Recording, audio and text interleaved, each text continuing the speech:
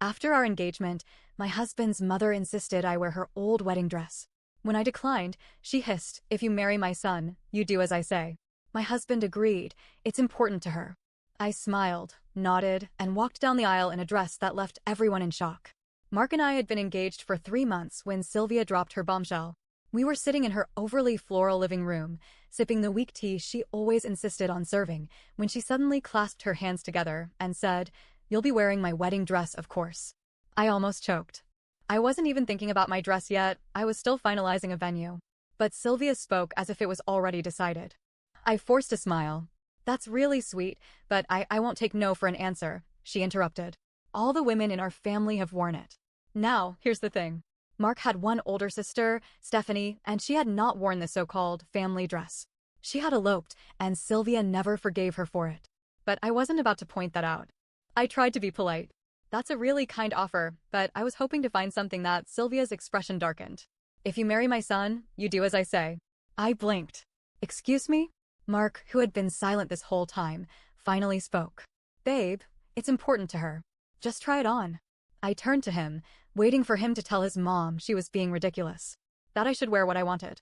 That I wasn't just an accessory to his family's traditions. Instead, he squeezed my hand and said, "It's just a dress." That was the moment everything changed. Sylvia dragged me upstairs to her attic, where she unzipped a yellowed garment bag. I cannot stress this enough. This dress was a disaster. It looked like something that had been stuffed into a cardboard box for the past 30 years. The lace was stiff and discolored.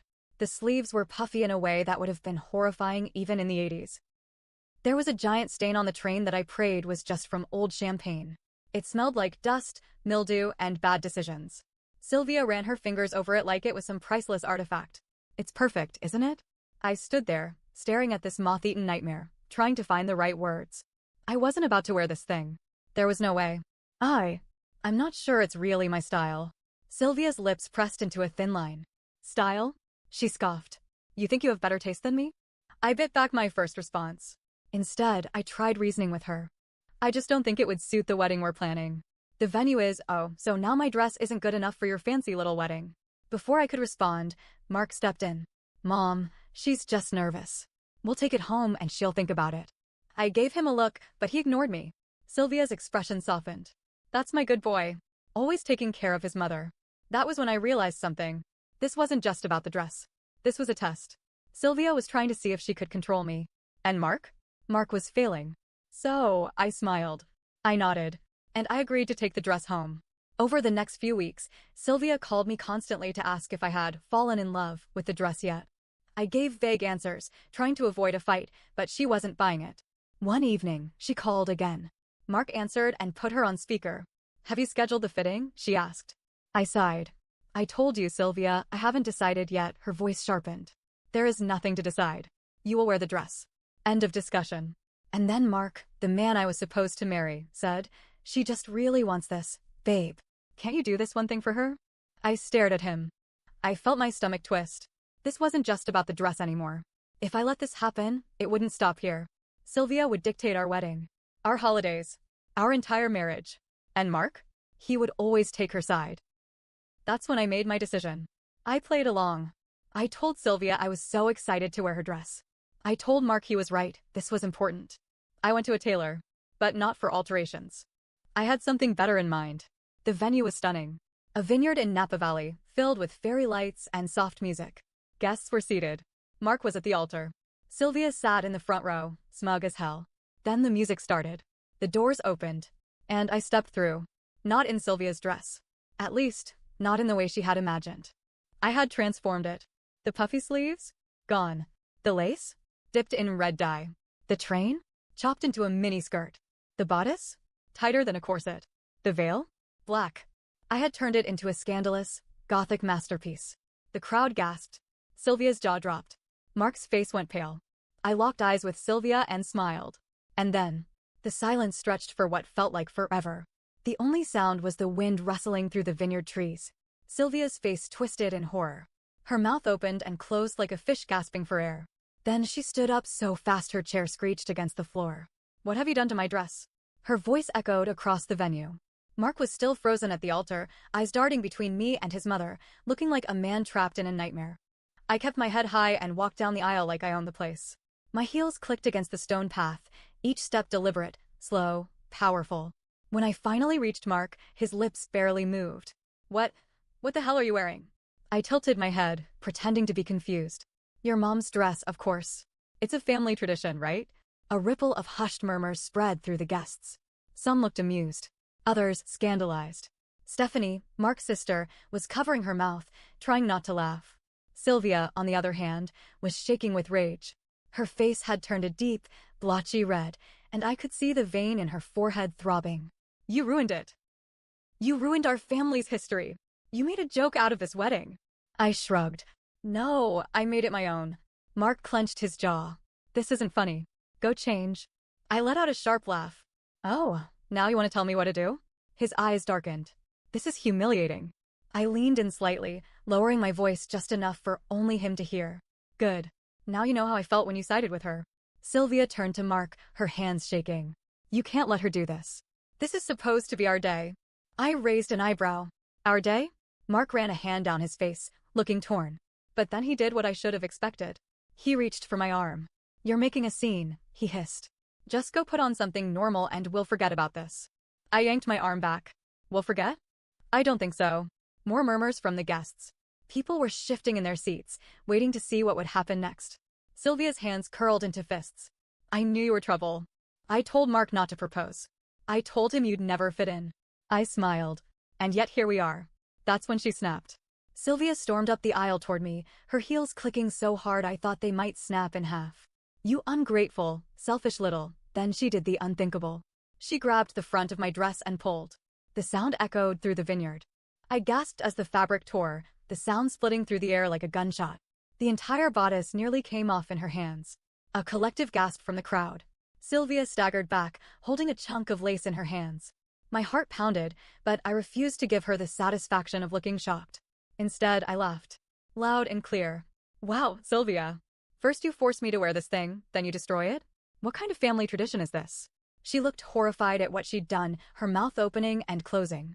Mark's eyes went wide. Mom, what the hell? Oh, now you care? I shot back. Sylvia let out a strangled noise. You did this. You ruined my son's wedding. I smirked. No, Sylvia. I saved myself from a mistake. Mark's face paled. What do you mean? I turned to him, my voice as calm as ever. Oh, you'll see. The twist suddenly, I heard a voice from the side. Hey, Sylvia. Remember me? Everyone turned. And there stood Stephanie, Mark's sister, the one who refused to wear the dress. The last time I had seen Stephanie, she had been distant, almost disinterested in the wedding planning. But now, she looked angry. Sylvia's face lost all color. What are you doing? Stephanie walked up beside me, crossing her arms. I was going to stay quiet today. I figured, not my circus, not my problem. But after what you just pulled, I think it's time people know the truth. Mark frowned. What are you talking about? Stephanie took a slow breath, then looked me dead in the eye. You're not the first fiancé she's done this to. My blood ran cold. The entire crowd was dead silent. Mark blinked. What? Stephanie turned to face the guests. Oh, don't act so shocked, Mom. This is what, the third time? Fourth. Sylvia's hands trembled. That's a lie, Stephanie cut her off. Is it? Then tell Mark why he hasn't spoken to his oldest brother in 7 years. Mark took a step back. Wait, what are you talking about? What does this have to do with Adam? Adam, the oldest brother. The one who cut off the family years ago and refused to come to the wedding. Stephanie locked eyes with him. Because Mom pulled this exact same crap with Adam's ex-fiancé. The control, the demands, the dress. She drove her away. And Adam chose her over Mom. So she made sure he was erased from the family. Mark looked stunned. That's not true. Adam left because Mom forced his ex to obey her rules, just like she's doing to your fiancé. But she fought back. And Adam left with her. I slowly turned to Sylvia. How many women have you pulled this on? Sylvia's mouth opened and closed. No words came out. But the look on her face said everything. Mark's hands were shaking. He turned to his mother, voice barely above a whisper. Mom, is this true? Sylvia took a step toward him. Sweetheart, she's twisting things. Mark shook his head, stepping back. I need to know the truth. The silence that followed was unbearable. Then, finally, Sylvia's shoulders slumped. I only wanted what's best for you. And that was when I knew. She had done this before. And Mark had been too blind to see it. The entire wedding was about to explode. And I was ready. Mark looked like someone had just ripped the ground out from under him. His eyes darted between Stephanie and Sylvia, his whole body stiff, his breath coming short and fast. He shook his head, almost like he was trying to reset reality. This isn't true. This can't be true. Stephanie let out a sharp laugh, but there was no humor in it. Really? You think it's just some crazy coincidence that she's tried to control every woman you've ever dated? Mark turned to his mother, pleading now. Mom, tell me this isn't true. Sylvia's face was pale, but her lips were pursed, tight with frustration. I could see the war happening behind her eyes. Admit it? Or keep up the act? Then she sighed and reached for Mark's arm. Sweetheart, you don't understand. I had to. Mark flinched. I had to, she repeated. Every time one of you boys brought home a girl, she stopped, searching for words. They were never good enough. They didn't respect our family. They tried to take you away from me. Stephanie scoffed. You mean they had boundaries? Sylvia shot her a look, then turned back to Mark, her voice growing desperate. I was protecting you. Adam was going to make a mistake. And now look at him, he's gone. He won't even talk to us. Mark's face twisted with something unreadable. Because you pushed him away. I did it for him. Sylvia insisted. Just like I did it for you. Then she turned to me. Her face hardened. And just like I was doing for you. For me? I crossed my arms. You think this was for my benefit? She nodded, eyes burning into mine. Do you have any idea how hard marriage is? You think you're in love now, but love fades. And if you don't follow traditions, if you don't do things right, it falls apart. I was trying to save you from yourself. I stared at her, trying to process the sheer audacity of what she was saying. So let me get this straight, I said. You think you know how to fix marriage? You, who drove away your own son. You, who ruined your other son's wedding. You think you are the expert. Sylvia didn't even blink. I was keeping the family together. I let out a slow breath, nodding. Wow, you really believe that, don't you? She lifted her chin. I do what needs to be done. And that's when another voice cut through the air. I always wondered how you justified it. A hush fell over the crowd, because standing at the back of the vineyard was Adam. Mark whipped around so fast I thought he might fall over. Adam? Sylvia actually gasped. You shouldn't be here. Adam ignored her. He stepped forward, his suit slightly wrinkled, like he had debated showing up until the last second. His hands were shoved into his pockets, but his face? His face was stone cold. I wasn't planning on coming, he admitted. But I got a call this morning. From Steph. Stephanie crossed her arms. You deserved to know what was happening. Adam's eyes landed on me, then on my dress. A slow smirk tugged at his lips. Damn. She really tried it again, huh? I raised an eyebrow. Again. Adam exhaled through his nose, shaking his head. I should have warned you. Mom doesn't just pull this dress stunt for anyone. She saves it for the ones she's really afraid of. Sylvia's mouth tightened. Don't you dare. Adam ignored her. He turned back to Mark. Mom made my ex's life a living hell. She started with the dress, then the venue, then our vows. Everything had to go through her. And when my fiancé pushed back, he let out a humorless laugh. Mom made sure everyone thought she was the problem. She turned family against her, made it look like she was difficult. It got so bad, she left me because she couldn't handle being part of this family anymore. Mark's face crumpled. No, that's not what happened. You just left. Adam looked tired. Because I had to. Sylvia clenched her fists.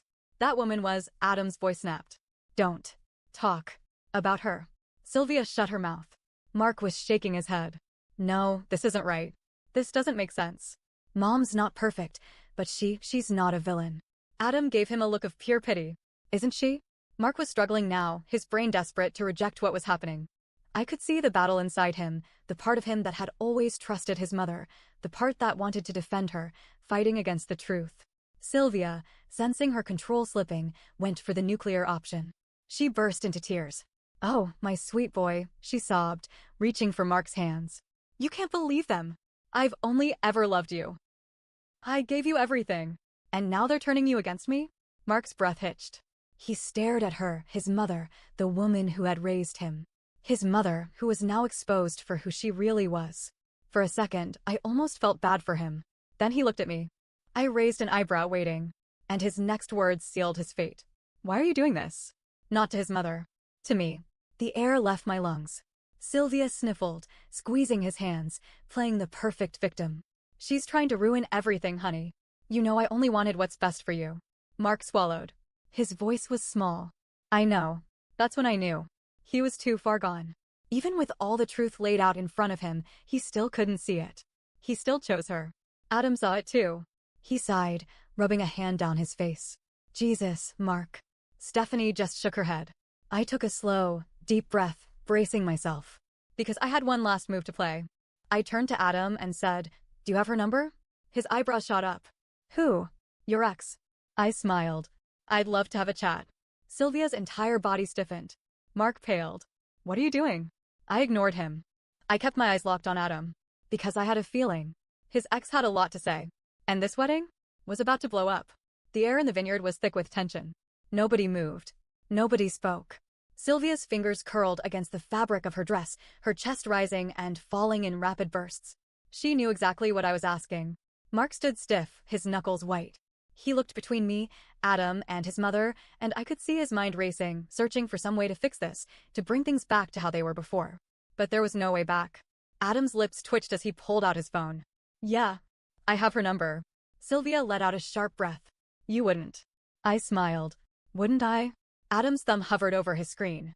The crowd was dead silent. Everyone was watching. Sylvia turned on Mark instantly. "Stop them. Do something." Mark opened his mouth, but nothing came out. For the first time, he was realizing his mother had done something truly unforgivable. But Sylvia? She wasn't backing down. She turned to me, voice shaking with rage. "You don't get to waltz in here and destroy my family." I tilted my head. "Oh, so now it's my fault?" She pointed a trembling finger at me. "You did this." "You, Mom, stop." It wasn't Mark who said it. It was Stephanie. Sylvia's hand froze in the air. Stephanie stepped forward, her voice low but firm. "You want to know why I eloped? Why I never let you near my wedding?" Sylvia swallowed hard. Stephanie shook her head. "You ruined Adam's life. You tried to do it to me, too. And now you're doing it to Mark. You don't protect us, Mom. You control us. And you'll destroy anyone who doesn't fall in line." Sylvia flinched. For the first time, she looked afraid. Mark's face crumpled. He looked at Stephanie, desperate.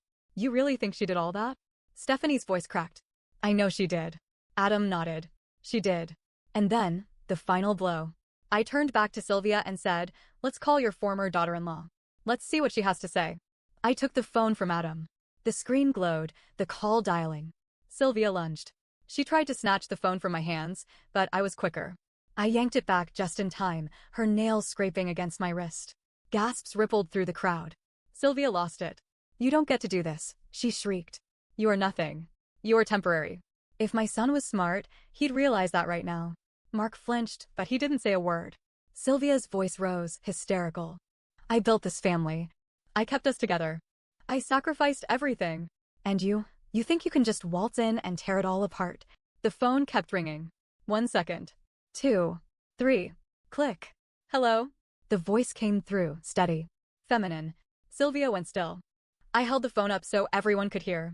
"Hi, this is Adam's ex-fiancé. Can you tell us why you left?" Silence. Then, a slow breath. "I left because his mother made my life a nightmare," she said. "She controlled everything. She used guilt, manipulation, and lies. She turned people against me. And when I finally tried to stand up for myself, she told Adam it was me or her." A slow murmur moved through the guests. Mark looked like he might throw up. Sylvia shook her head violently. "No, she's lying. You're all lying." The woman on the phone sighed. "No, Sylvia. You just finally got caught." Click. The call ended. Sylvia turned to Mark, pleading. "Sweetheart, you don't believe this, do you?" She grabbed his hands. "You know me. You know I only ever wanted what's best for you." Mark's face was a storm of emotions. His whole body was shaking. Then, in the quietest voice, he whispered, "You did this to Adam." Sylvia stilled. Mark swallowed. "And you were about to do it to me." Sylvia shook her head violently. No, I was helping you." "You don't understand, Mark," but Mark pulled away. Sylvia gasped like he had struck her. "Mark?" Mark took a slow step back. Then another. His mother reached for him again, but this time, he flinched. Sylvia cracked. "You can't do this to me," she whispered. Her voice sounded small now. "You need me." Mark's face twisted. And then he said the words that broke her. "No, Mom. I don't." Sylvia collapsed into a chair, shaking. Adam and Stephanie stood together, watching. They had already fought this battle years ago. I exhaled, feeling the weight of everything. Then I turned to Mark. He was looking at me like he finally saw me clearly. And he knew. He knew I wasn't going to be the woman he thought he could mold. I took off the engagement ring and placed it in his hand. His breath hitched. Wait, I smiled. I deserve better. Then I turned. And I walked out. The wedding never happened. Sylvia disappeared from the venue shortly after, humiliated, broken. Some relatives tried to console her. Others didn't bother. Mark? He stayed in Napa for a while. I heard from mutual friends that he struggled with what happened. That he reached out to Adam. That he tried to fix things. Maybe he did. Maybe he didn't. I didn't stick around to find out. I left Napa the next morning and never looked back. I'd like to say I regret nothing. That I never loved Mark. But that wouldn't be true. I loved him. I really did. But loving someone isn't the same as staying. And I finally learned the difference.